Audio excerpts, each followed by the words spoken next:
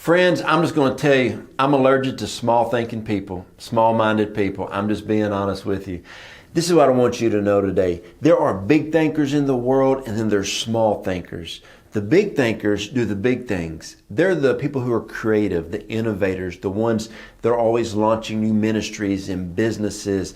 They're the ones that do just the neatest things for their spouse, for their kids, for their vacation ideas. They're the ones who write the blogs that everybody loves. You know, you're creative. God made all of us creative. But I want to talk to you about 3 stories in the Bible to explain the difference between big-minded people and small-minded people.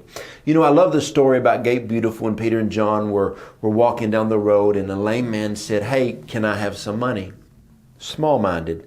They were like, "Why would I give you some money and then have to come back later and give you some more money?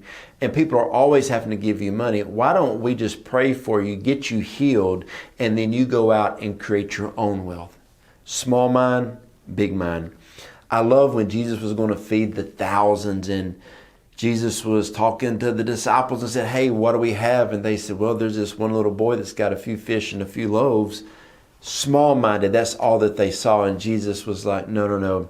A few fish and a few small loaves in my hands can get multitude.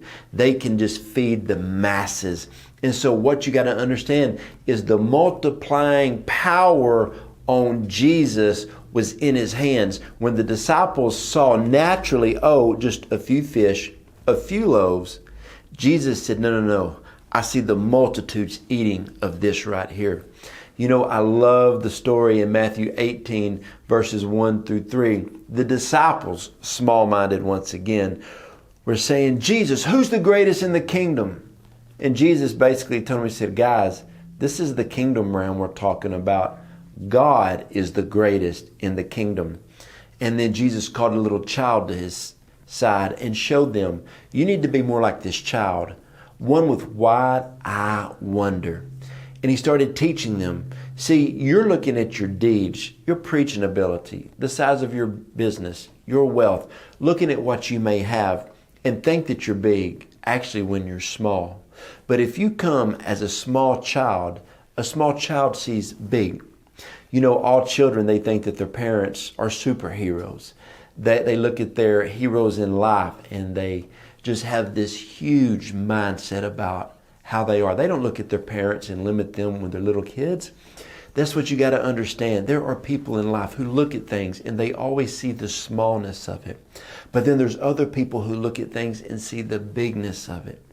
My dad was always like this. My dad could look at a piece of land that nobody wanted and he would say, "Son, can you see the potential?" He would buy the land, he would tend to the land, and then he would triple or quadruple the value of the land.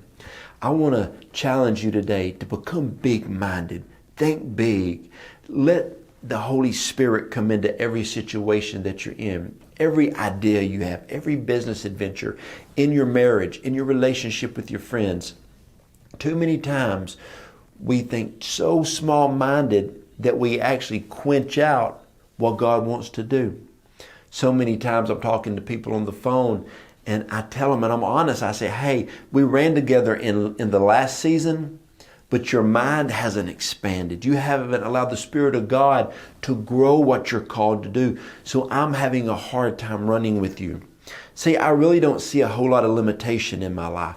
When I look at people, I don't see limitations. When I see the things that are limiting them, I say, hey, you can bust right past those. You can overcome those insecurities. You can overcome those fears, and you can do great things for God because there's greatness inside of you. And so many times people, and I may be talking to you, you may say, "I don't see greatness inside of me." But God created everybody with a purpose and a plan. So friends, I challenge you today. Ask Holy Spirit, "Holy Spirit, dream through me and let me see with a big mind and let me think bold thoughts." I hope this video helped you and encouraged you.